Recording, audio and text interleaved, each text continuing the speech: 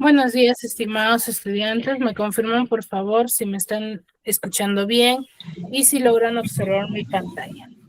Muy buenos días, Miss. Sí, por mi parte sí lo logro escuchar y ver la pantalla.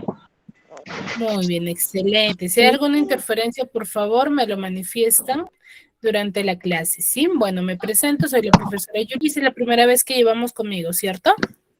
Hoy hemos llevado con... Con mi persona, primera vez, Miss.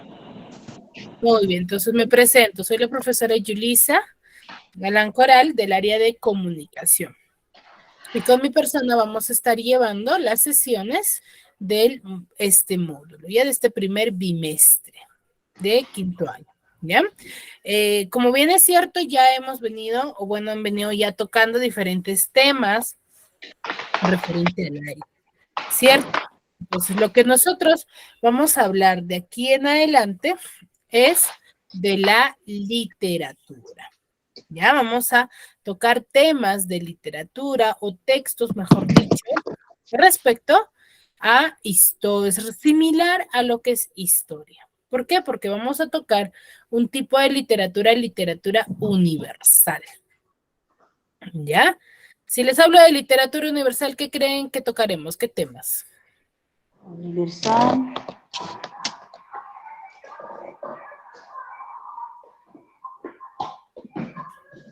¿Cómo?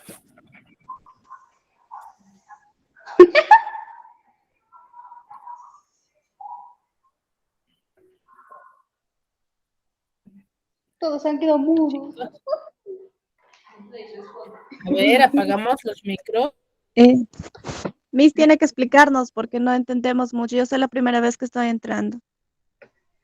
Yo igualmente, profe. Ah, ya, ¿Me podría explicar más? claro que les voy a explicar, pero quería saber Por si les dos, digo Miss. universal, ¿de qué temas creen que trataremos?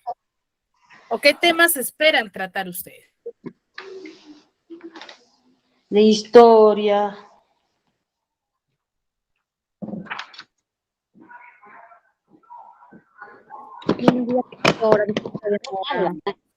Claro, muy bien. Sí, a ver, una de las indicaciones para poder iniciar con la sesión, ¿sí? A ver, aclararles, sí, de que ustedes están siendo evaluados, ¿ya? O mejor dicho, que de cada sesión sale una nota de la participación que ustedes tienen durante la clase, ¿ya?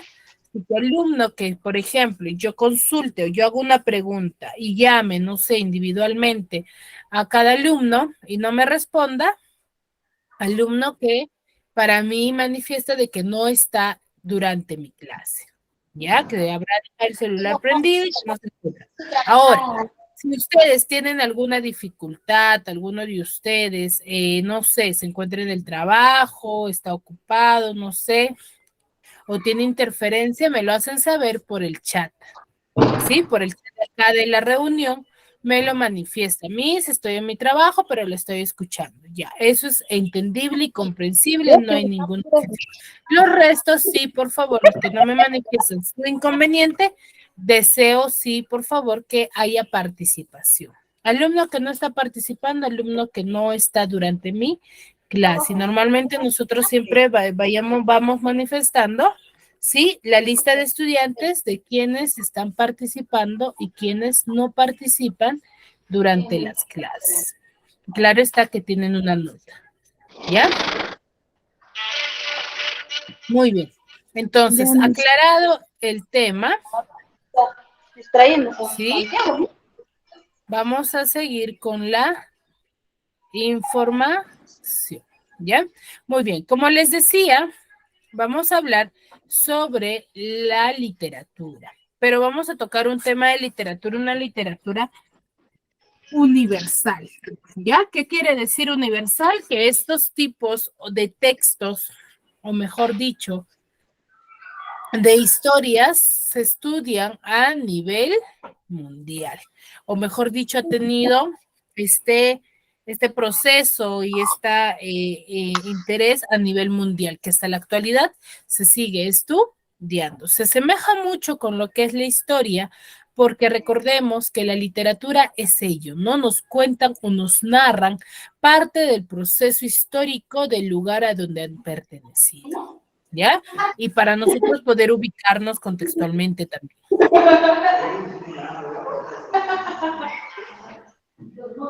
A ver, si no hay participación, por favor, apagamos los micros.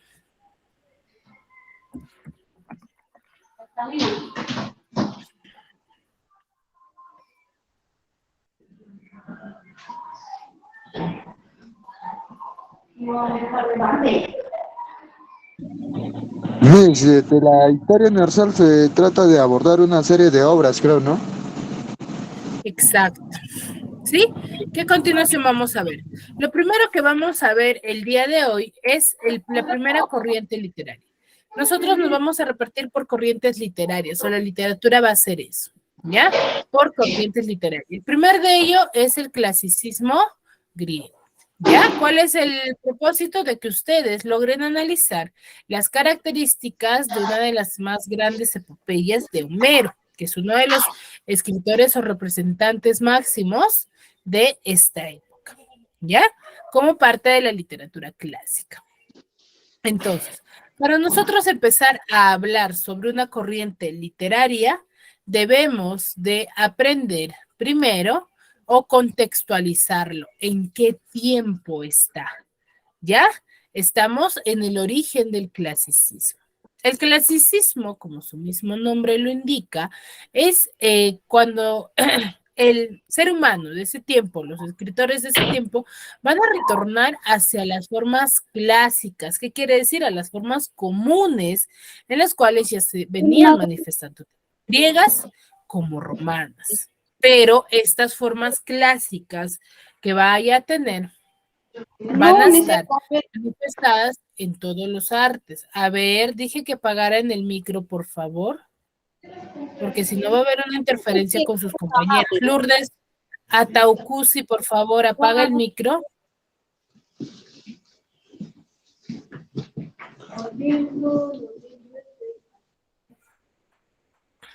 Ya. Muy bien. Entonces, como les decía, el clasicismo, ¿ya? El clasicismo va a hacer una vuelta a las formas clásicas que se va a desarrollar, pero en todas las artes, ¿ya?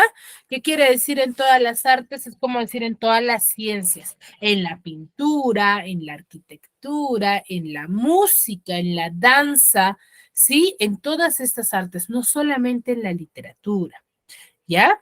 Entonces, se van a volver a estas formas clásicas, tanto griegas como romanas, pero de todas las artes. ¿Ya? ¿Me dejó entender? Sí, Miss. ¿Sí? Ahora, las características que yo les vaya a brindar respecto al clasicismo no solamente se va a basar quizás en el texto escrito o en la literatura, sino también se va a basar, estas mismas características se van a basar en las demás artes, como en la arquitectura, en la música, en la pintura, sí, pero se va a manifestar de acuerdo al tipo, ¿no? Por ejemplo, en la arquitectura se manifestará de acuerdo a la estructura, a los colores, al diseño, en la pintura igual, ¿sí? Se va a adecuar al arte. ¿Ya? ¿Qué es el clasicismo? El clasicismo es un primer movimiento de la literatura universal. Ya es la primera corriente literaria con el cual se inicia lo que es la literatura. ¿Ya? Ahora, el clasicismo, ¿qué significa? Cuando les hablen de clasicismo, se va a significar perfección artística. Y va a comprender obras literarias que van a ser creadas con sujeción a los cánones de la belleza y del arte. ¿Qué quiere decir ello?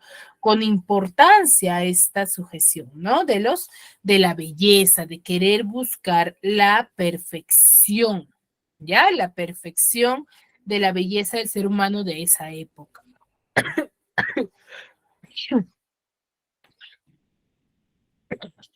¿Sí? Gracias, chicos. Gracias. Entonces, ¿qué es el clasicismo? La literatura clásica es primero el primer movimiento literario, Segundo, que va a surgir buscando la perfección artística, la perfección de la belleza, el ser humano y del arte. ¿Ya? Eso es el clasicismo. Entonces, los escritos o los escritores van a plasmar estos dichos dentro de sus obras. ¿Ya? Ahora, ¿qué características tiene esta literatura, o mejor dicho, esta época? ¿Cómo es que se van a manifestar? Primero, originalidad. ¿Por qué creen que va a presentar originalidad?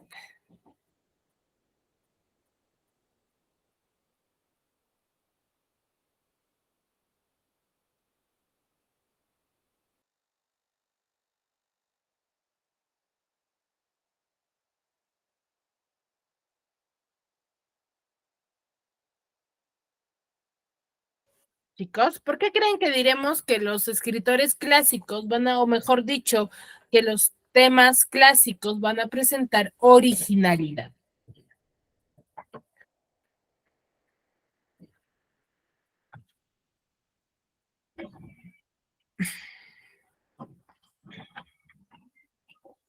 ¿Qué les dice la palabra original? ¿O qué interpretan de ello? O sea, que sea algo real, Miss. Algo ya va por ahí. Que sea Pero propio, Miss. que sea propio, ¿ya? Eso, a ver.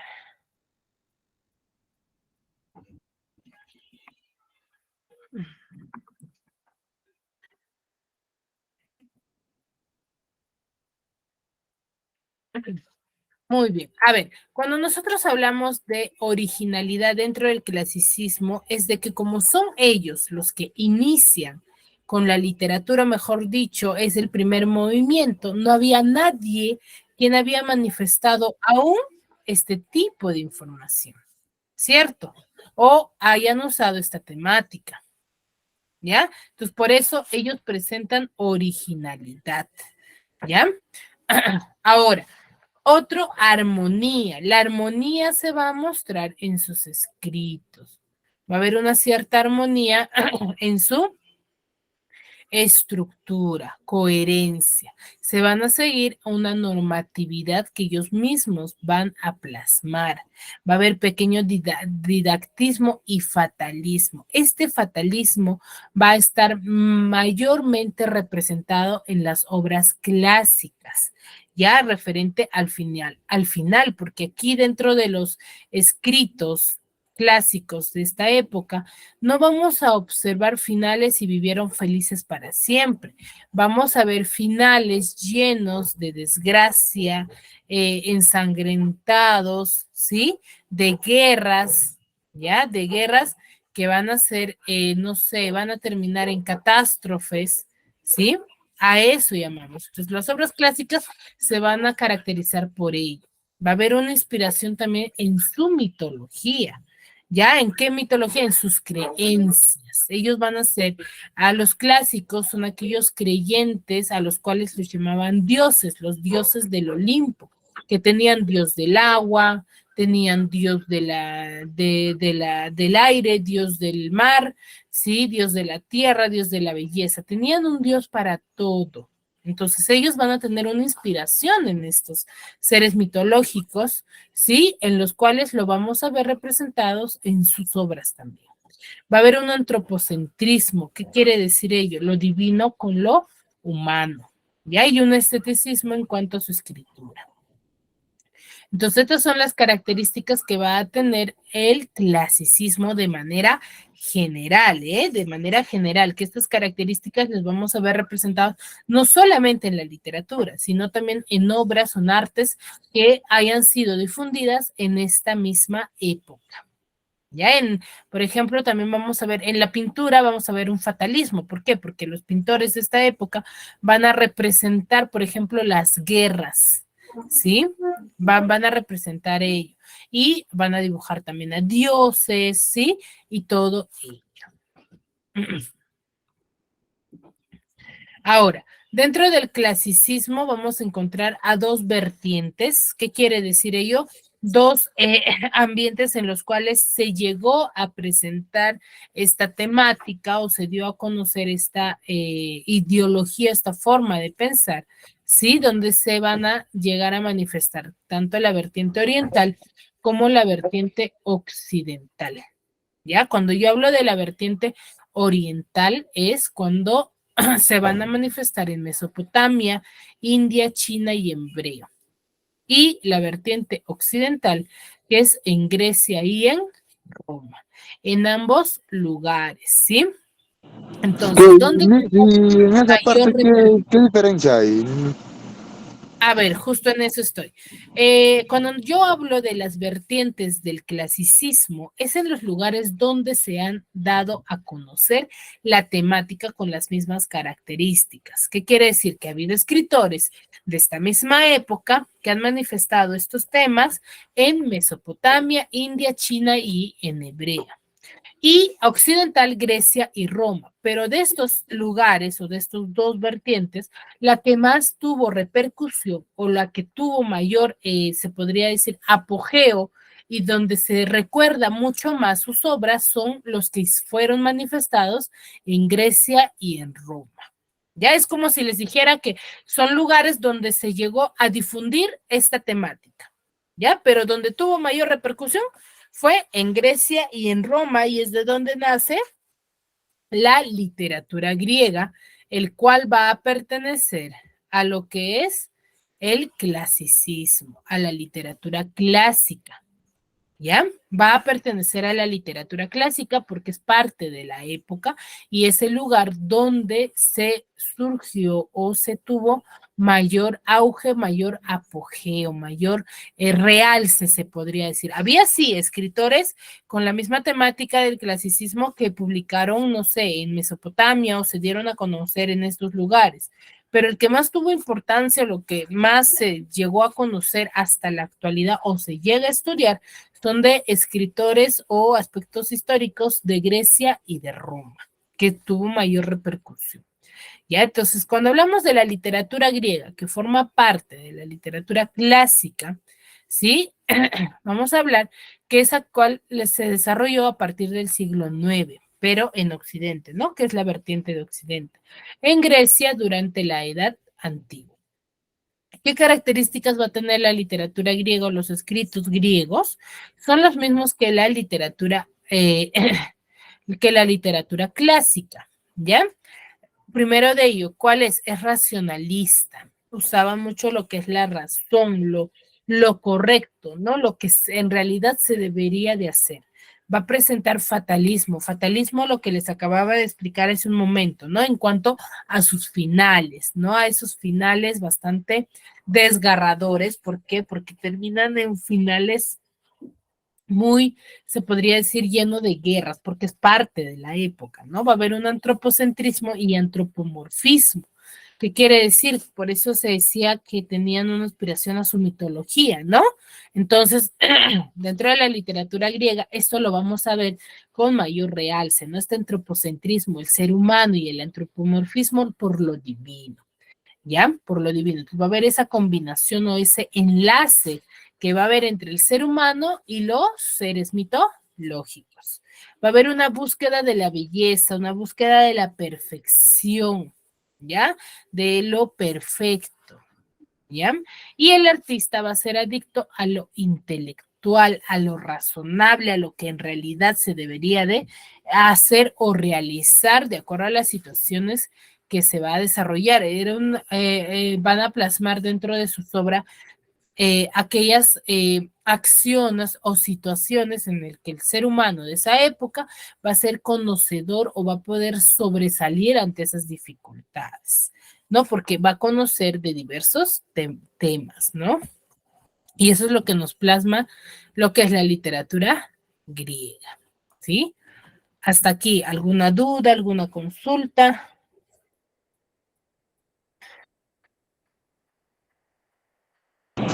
No, hasta el momento ninguno, Miss.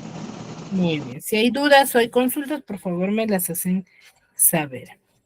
¿Ya? Muy bien.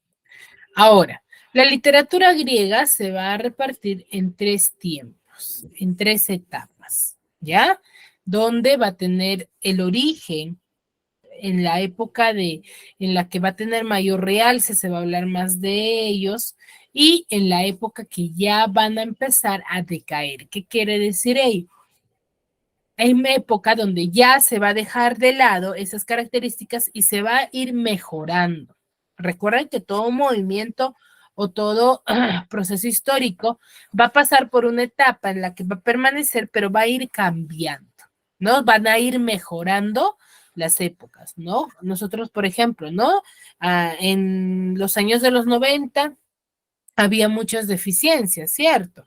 O mejor de los 80, ¿no? Había muchas deficiencias en las que no se conocía, por ejemplo, el celular, no teníamos redes sociales, ¿sí? Para comunicarnos teníamos que usar otro tipo de comunicación, ¿cierto? Entonces, a través del tiempo, ya en base a los estudios realizados, hemos ido mejorando, que hasta la actualidad, por ejemplo, usamos un celular para comunicarnos, ha mejorado los tipos de celulares a los que aparecieron por primera vez. Entonces, lo mismo sucede con la literatura. Ya va a tener un tiempo de inicio, un tiempo de mayor apogeo donde se mejora y un tiempo de decadencia donde ya se va a dejar de lado para cambiar y ser modificado, ¿sí? En el cual ya se le va a conocer con otro tipo de movimiento, otro tipo de estructura ya, ¿no? Claro está que va a tener algunas referencias, ¿sí? Respecto a lo que se va a dar a conocer, pero se van a modificar, ¿no? Ahora, la literatura griega, como bien decíamos hace un momento, surge en el siglo IX antes de Cristo, ¿sí? En los siguientes periodos. El primer periodo, que es el periodo de iniciación, ¿sí?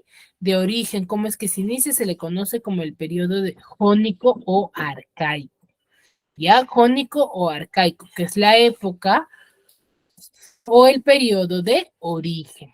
En esta época va a estar predominado por los aedos y rapsodas.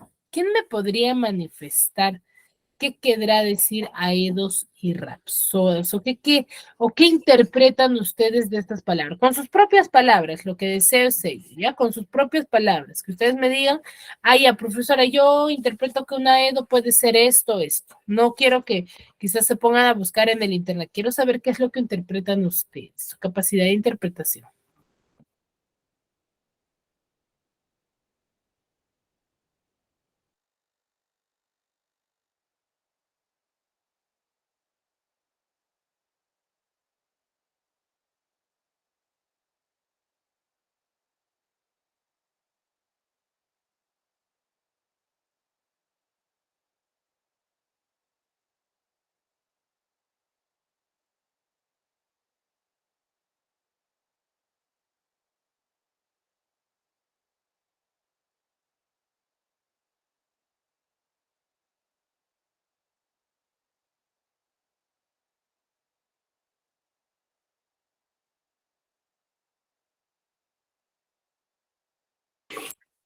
¿Nadie, chicos? ¿Qué interpretan de la palabra aedo? Miss, puede ser que sean los poetas, época de los poetas, ¿Ya? como Homero, Sófocles. Exacto. Cantar del griego antiguo. Ujú. Ya, va por ahí, va por ahí. Cuando nosotros vamos a hablar de los Aedos y Rapsoda, ya, va a ser una época que va a haber muchos de estos. ¿Quiénes son ellos? Son aquellos que iban o personas que iban de pueblo en pueblo contando las diversas historias, ya que sucedían. ¿Por qué? Porque sabemos que es la iniciación, entonces en la iniciación no ha habido imprenta, no ha habido ya editoriales en las que ellos podían difundir su historia, su forma de pensamiento, ¿cierto? Sino que estaban predominados por estos aedos y rapsodas, las personas que iban de pueblo en pueblo manifestando y contando las historias o hazañas de los héroes de las guerras, Ya, entonces, ¿quiénes son los aedos? Estos historiadores que iban de pueblo en pueblo. ¿Ya? ¿Me dejó entender? Messi, Sí, ¿por Miss. qué razón iban de pueblo en pueblo? No, no ¿Cómo? entiendo esa razón. No, son personas que iban de pueblo en pueblo contando. Mejor dicho, a ver, para que me entiendan. Nosotros en la actualidad, por ejemplo, tenemos abuelitos, ¿cierto? O muchos de nosotros hemos tenido abuelitos que nos han contado quizás historias que hayan pasado en el lugar donde han vivido, ¿cierto? Por ejemplo, a mí me pareció interesante ya que me cuenten una historia, no sé, de la Chiqué, por ejemplo. Entonces, mi abuelito me lo contó a mí, pero Sí, para yo también que he mi escuchado abuelito, eso. pero para a mi abuelito tuvo que ver otra persona quien le contó, ¿cierto? Y así iba de voz en voz, o mejor dicho, de boca en boca, contando las historias. Pero estos eran personas, ¿no? Que se dedicaban netamente a contar historias de las guerras. Entonces iban de pueblo en pueblo manifestando este tipo de historias. ¿Me dejó entender? ¿No? Se reunían Sí, así en Miss. grandes lugares o en lugares grandes donde reunían a las personas y les contaban estas historias. Sí, Messi, ya lo entendía. Solamente esa era Ex mi duda. Ya no hay problema. Entonces, estos eran los a estas personas que iban contando las historias, se les conoce como aedos y rapsodas. Ya, mejor dicho, que les podemos decir que eran los escritores o los propios autores de esta época, ¿no? Los que tenían en base a ellos su obra literaria, se podría decir, ¿no? Su historia. Ahora, su literatura era eminentemente oral. ¿Por qué era eminentemente oral? Lo que les decía hace un momento. No había imprenta, no había editorial donde ellos podían publicar. Entonces, ¿cómo difundían sus historias o cómo difundían su arte? Era de manera oral, contada. ¿Ya? Acá va a haber dos géneros literarios, el épico y el lírico. El épico va a ser predominado por Homero y Hesiodo, y el lírico por Safo y Píndaro. ¿Ya? Messi, ¿qué quiere decir épico que Homero y Hesíodo? ¿Qué quiere decir eso? O sea, ¿qué significa? Cuando hablamos de los géneros literarios, vamos a hablar de un tipo de literatura, ¿ya? Que era manifestado, como así, como el que conocemos en la actualidad, ¿sí?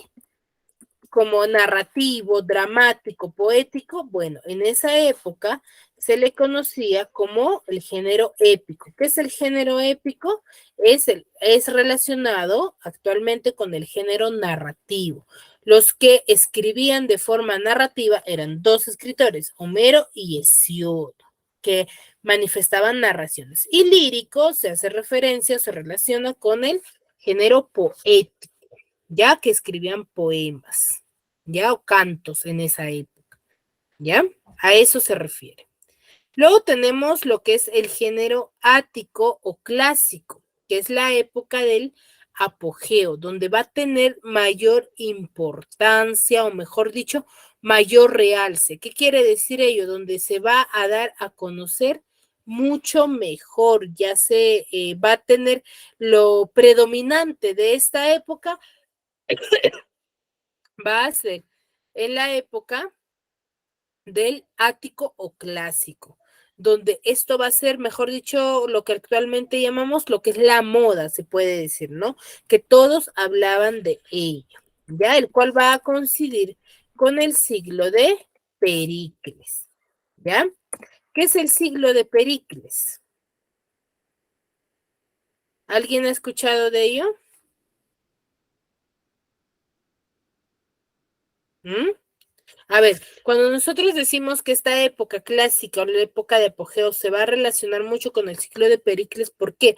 Porque esta época es donde se va a fomentar mayormente las artes y las letras, ¿sí? Donde en Atenas es donde se va a llegar a manifestar con máximo esplendor, ¿sí? En lo cual se va a hacer, donde no se va a repetir esta misma temática a lo largo de la historia, ¿no? En donde se van a hacer grandes publicaciones de las obras de las obras que se van a dar en esta época y la calidad de vida de los ciudadanos, ¿no? Cómo es que se desarrollaba. Aquí ya aparece el género dramático, que es el género de, se puede decir, del drama, ¿no? Del teatro, con Sófocles y Aristófanes, ¿no? En la época de apogeo. Y por último, ya en la época Missy, alejandrino y helenístico, que es Missy, la época de decadencia. Dime, Gilbert. Missy, el ciclo de Pericles, ¿en qué ciclo se dio? ¿O cómo fue antes de Cristo o después de Cristo? A ver, el siglo de Pericles se da durante la época de la literatura clásica. ¿Dónde surgió, mejor dicho, la literatura griega? En el siglo IX. ¿Ya? Aquí está. Siglo IX antes de Cristo. Ah, ya, Durante la pues. evolución de esta época es parte de la historia, ¿ya? Donde se surge, mejor dicho, la literatura griega surge en época del siglo de Pericles. A eso se refiere, ¿ya? Y luego tenemos la época alejandrina o helenística, donde ya es la época de decadencia. ¿Por qué decimos época de decadencia? Es la época donde ya se va a dejar de lado este tipo de historias, se podría decir, esta temática. Si contaban sobre las guerras, hazañas de los héroes, sobre aspectos históricos, nada más de la época, ya se va a estar dejando de lado, ya es la época de decadencia, donde se deja de lado ello, ¿no? Entonces tenemos tres etapas, ¿ya? La etapa del origen, la etapa de apogeo y la etapa de decadencia. ¿Ya? Ahora, vamos a hablar el día de hoy de Homero, ya contextualizado, ya estructurado lo que es la historia y cómo surgieron la literatura clásica, cómo se empezó a iniciar con la literatura. Hablamos del escritor que mayor realce ha tenido en esta época, que es Homero. ¿Quién era Homero? Homero, como bien es cierto, hemos visto de que la literatura de esta época, dentro de la literatura griega clásica, hemos visto que predominaba lo que era la oralidad, ¿cierto? Entonces no se conocía a ciencia cierta quiénes eran los autores de las obras que más adelante llegaron a aparecer, ¿ya? ¿Por qué? Porque era predominante por los aedos y rapsodas. Entonces, como se iba y estos aedos iban de pueblo en pueblo manifestando sus diversas historias, sus diversas hazañas, ¿cierto? No se conocía a perfección porque me contaban a mí, yo contaba a otra persona y así pasaba y en realidad no se conocía quién lo había manifestado por primera vez. Entonces, de Homero se conoce muy poco, se le ha asignado a ser autor de dos obras sumamente importantes de la época por las diversas investigaciones y ilustraciones que hemos tenido, ¿no? A Homero se le conoce, no era su nombre verdadero, se le da este nombre de Homero porque él llega a perder la vista, ¿sí? Él llega a perder la vista en Colofón y en esa época se le denomina Homero a las personas ciegas, ¿ya? Era un anciano ciego que cantaba poemas, ¿no? En el cual, en la casa de su mejor amigo, que es llamado Mentor, él va a elaborar, o mejor dicho, tiene la idea de la Odisea, que es una de sus máximas obras, las más conocidas, en las cuales él va a plasmar esta idea en esta casa porque se fue de visita, ¿no? Y encima dan el nombre de Homero. Él tiene diversas obras como es la Ilíada, la Odisea, los himnos homéricos y la Fósida, de los cuales la Ilíada y la Odisea son sus dos más grandes obras clásicas que nos van a narrar los contextos históricos de esa época en Grecia y en Roma y las diversas divinidades, ¿no? Nos va a dar a conocer. La Odisea va a tener dos procesos, ¿no? Uno de ellos es cómo se inicia, ¿no? En la cual Ulises va a plantear la estrategia del caballo de Troya, ¿ya? Entonces, si bien es cierto, ya la mayoría de ustedes quizás ha escuchado de esta historia del famoso caballo de Troya o caballo de madera, ¿ya? Y gracias a esta idea que Ulises plantea y gana la guerra, ¿sí? Va a terminar la guerra en la cual todos los griegos ganan y todos van a desear regresar ya a sus casas, ¿cierto? Ese es uno de los antecedentes que va a tener, ¿no? La finalización de la guerra con Troya, en la cual los griegos van a querer retornar a su casa. ¿Qué características tiene? Tiene 24 cantos, ¿sí? Se divide en 3 partes y utiliza la técnica in media res. ¿Cuáles son estas partes de la Odisea? Una vez finalizado, que esta historia de la guerra con Troya se narra en la Ilíada, ¿sí? En la Odisea nos va a narrar el proceso que pasa Ulises para poder retornar a casa.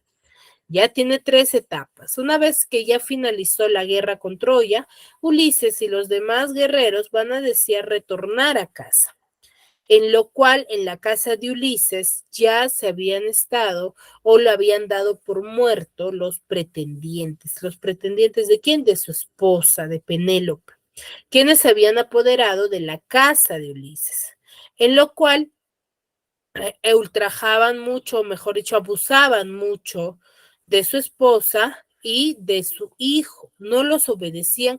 ¿Por qué? Porque estas personas o estos pretendientes que se habían apoderado de la casa habían empezado a despilfarrar el dinero y los aprovecharse de los beneficios que tenía la casa de Ulises, ¿no? Comían ahí, vivían, dormían ahí los pretendientes. Entonces Telémaco, que ya estaba cansado, que era el hijo de Ulises, estaba cansado de estos abusos, él va a buscar información de su padre. Viaja primero a Pilos a ver a Néstor, sí, y a preguntarle, ¿no? Y lo mismo hace al viajar a Esparta en Menelao, sí, para preguntar y saber qué es de su padre, sí, pero su padre había estado retenido por 7 años en Calipso, con las ninfas de Calipso. ¿Ya quiénes eran? Estos eran seres mitológicos que eran puras mujeres. Entonces, Ulises, al llegar ahí, se llega a encontrar con Calipso, el cual queda sorprendido porque ellas eran puras mujeres y nunca antes había llegado un hombre al lugar donde ellos se encontraban. Entonces lo retienen, pero Ulises creyó que había estado solamente días, pero ya habían pasado 7 años desde que él había llegado. Entonces, Zeus va a decidir liberarle a Ulises, o también llamado a Odiseo, al ver la humillación que le están haciendo los pretendientes a su hijo, ¿no? A Telémaco, el cual va a ser para que él regrese ya a casa, ¿sí? En la segunda parte, ese es el inicio, ¿no? En la segunda parte ya se va a narrar los diversos viajes que va a tener Odiseo o Ulises, que va a tener y que va a tener que atravesar para poder llegar a casa. Ya aquí lo más recordado es la llegada al país de los Cicones, quienes fueron aliados de los troyanos, en lo cual él va a tener que enfrentar una guerra todavía para poder salir. De ahí la huida de los siglos de los cíclopes. ¿Quiénes eran estos? Eran hombres gigantes de un solo ojo, en el cual Ulises planea una estrategia para poder engañar a Polífemo, que era uno de los cíclopes, para poder salir de ahí, el cual inserta una estaca en el ojo y lo deja ciego, ¿no? Luego se encuentra con Circe, quien convierte a cerdos a sus compañeros por desobedientes, ¿sí? Por no seguir las indicaciones de Ulises. Y luego el encuentro de Sil y Caribdis, ¿no? Que eran seres monstruosos de quienes Ulises y los demás guerreros escapan. ¿Ya? Entonces, en la segunda parte de la Odisea nos va a narrar todos estos viajes que él va a tener, ¿no? Y finalmente, Pero en esa parte de lo que convierten cerros, ¿por qué los convertían? O sea, ¿en qué forma era? O sea, ¿eran dioses o cómo? sí, son seres mitológicos, ¿sí? Que se regían, ¿sí? En normas, que aquel que no cumplía con esta norma, los convertían en cerdos, como también, por ejemplo, las sirenas, que tenían que ignorarla las sirenas, ¿sí? Del mar. ¿Por qué? Porque ellos emitían un canto y los que escuchaban este canto iban directo o tenían esa atracción por querer ir a ver a la sirena y morían en ese intento, ¿no? Entonces tenían un proceso, ¿no? Que ellos tenían que seguir, normas que tenían que seguir, que si no las cumplían, ellos se manifestaban ya su castigo, ¿no? A eso se refiere. Vaya, mis, lo tengo entendido. ¿Ya? Y último, la última parte ya es cuando Ulises va a llegar a Esparta y va a llegar a poder manifestar, o mejor dicho, a ver todo este desastre que ya los pretendientes habían realizado, ¿no? En su domicilio, con su hijo, con su esposa. Entonces, el primer encuentro que él va a tener va a ser que por Atenea, que es una dios griega, lo va a convertir a él en un mendigo. ¿Para qué? Para que nadie lo reconozca, el cual él va en busca de Eumeo y Telémaco. Eumeo era uno de los sirvientes de máxima confianza de Ulises, los más fieles, ¿sí? El más fiel, y se encuentra con Eumeo y Telémaco. Telémaco es su hijo, en el cual les manifiesta que él es Ulises, ¿no? Que él es su padre. Pero entre ellos planean una pequeña estrategia para que puedan enfrentarse a los pretendientes que se habían apoderado de la casa de Ulises. Entonces, como estaba representado vestido de mendigo, nadie lo iba a reconocer. Entonces, planifican la muerte de estos pretendientes, ¿no? Entonces, él les manifiesta, ingresa al palacio y Telémaco es quien les indica, ¿no? Les indica que aquel que puede efectuar el juego del arco y de la flecha y puede hacer pasar por los pequeños agujeros de hachas, ¿sí? La flecha se va a quedar con su madre, ¿sí? Entonces su madre se queda sorprendida porque ella no sabía aún que Ulises había vuelto, ¿cierto? Porque ella había detenido tanto esta época porque ya deseaban de que ella eligiera y que haya un nuevo, mejor dicho, se podría decir, una nueva persona quien dirija este lugar. Entonces ella se había detenido como, ella había usado la estrategia de tejer una pequeña colcha en la cual dijo y manifestó que el día que terminase de tejer esta colcha, ella iba a elegir a uno para que sea su sucesor de Ulises. Pero ¿qué hacía ella? En el día tejía delante de los pretendientes, pero por las noches destejía esta colcha. Entonces, ¿qué iba a pasar? Que nunca iba a poder lograr terminar la colcha, ¿cierto? Entonces, cuando ella escucha la idea de Telémaco, se queda sorprendida y ya resignada, ¿no? Entonces, cree que el que se va a ganar va a poder convertirse, o mejor dicho, posicionarse en la situación de Ulises, en la cual pasan por este proceso, intentan varios de los pretendientes, ¿sí? Y nadie lo puede lograr, hasta que Ulises dice, yo lo hago. Pero todos lo veían a él como un mendigo. No sabían que era Ulises. Entonces se burlan de este mendigo, insultándolo y burlándose, diciendo que este viejito, pobretón y mendigo, ¿qué es lo que va a poder hacerse? Él no creo que sepa. Entonces, para sorpresa de muchos de ellos, ¿ya? Cuando este mendigo inserta la flecha y pasa, porque era uno de los mejores guerreros de esa época y obviamente lo iba a lograr, se quedan sorprendidos y es donde él empieza la masacre, ¿no? Empieza esta masacre y donde dan muerte, cierran todas las puertas del palacio y matan a todos los pretendientes dentro de este palacio. Una vez finalizado esta pequeña trifulca, se podría decir guerra, entre los pretendientes y Ulises con Telémaco, finalmente Ulises va al reencuentro con Penélope, ¿no? A su habitación, va y Penélope tampoco hasta el momento sabía que era Ulises hasta que él le da algunas pistas respecto a lo que ya habían vivido ellos, ¿no? Y recién ahí ella interpreta que este mendigo había sido Ulises.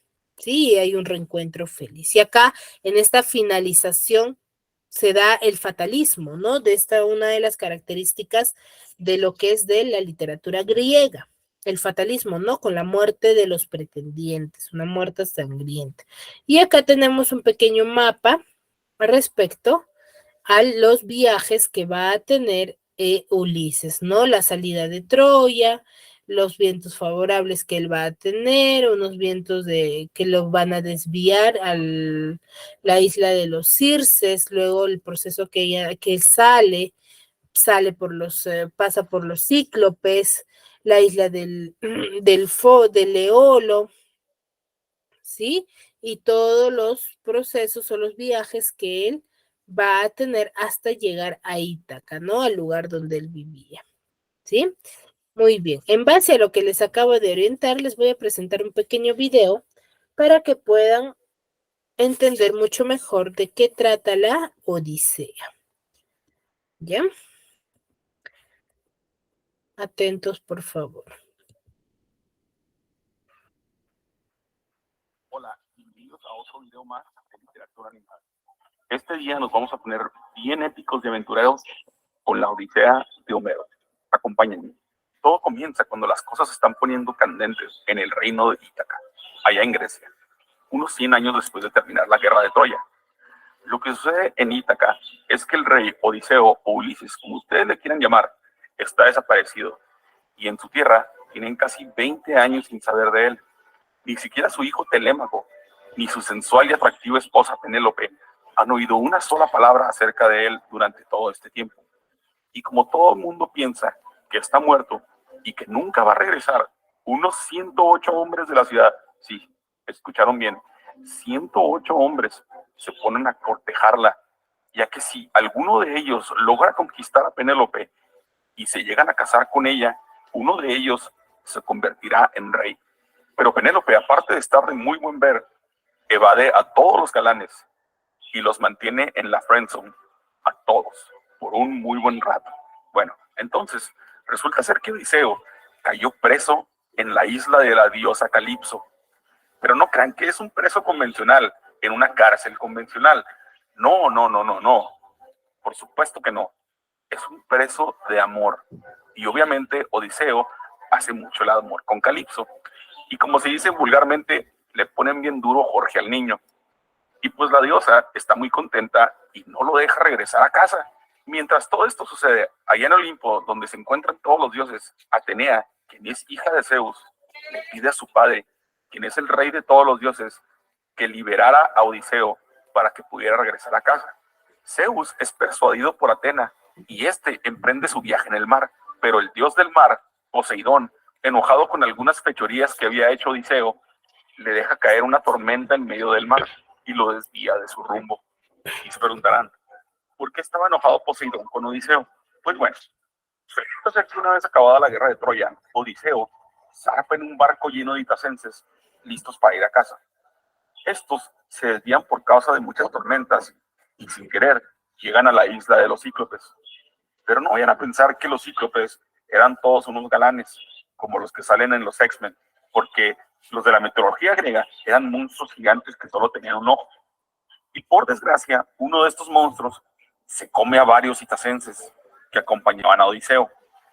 Pero antes de que se comiera a Odiseo, este le da un nombre falso. Odiseo le dice al cíclope que se llaman Nadie. Esa misma noche lo emborracha y hace una lanza mientras este está dormido.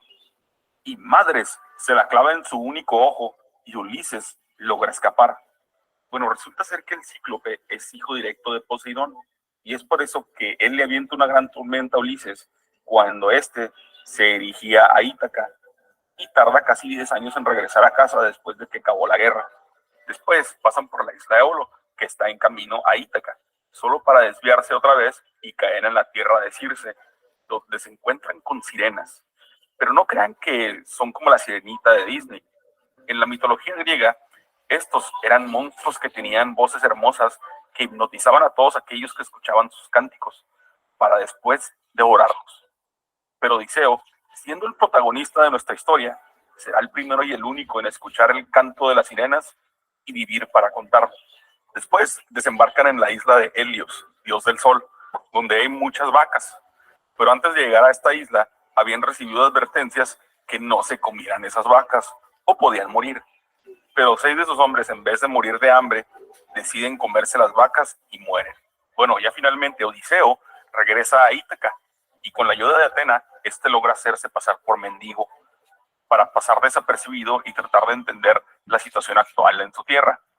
Todo para enterarse de que su muy sexy esposa tiene muchísimos pretendientes y que estos solo quieren llevársela a la cama y comerse su comida. Durante ese episodio, Penélope, cansada de esperar, decide que le va a dar la oportunidad a uno de todos sus pretendientes, pero únicamente si pueden pasar una prueba muy difícil. Consiste en utilizar el arco de Odiseo para lanzar una flecha a través de las cabezales de 12 hachas. Después de que Odiseo gana la competencia como todo un campeón, este revela su verdadera identidad a todos los presentes. Y madres que Odiseo se vuelve loco y como poseído por el demonio y con sed de venganza por todo lo que había visto, acribilla a todos los pretendientes de Penélope, su esposa. Y como había matado a todos los jóvenes de Ítaca, los padres de los jóvenes le reclaman: pues, ¿qué te pasa? ¿Por qué mataste a nuestros hijos? Y en eso entra Atena para solucionar el caos y les dice que ella ya está cansada de tanto drama y tanta violencia y ya es hora de vivir en paz, por lo cual todos se acuerdan y terminan todos viviendo en paz. Muy bien. Entonces, eso es parte de la historia de una de las más grandes, se podría decir, grandes obras clásicas que son propias de la época, ¿sí? Del cual nos van a narrar los aspectos históricos como también literarios, ¿ya? Muy bien. ¿Hasta ahí alguna duda, alguna consulta, chicos?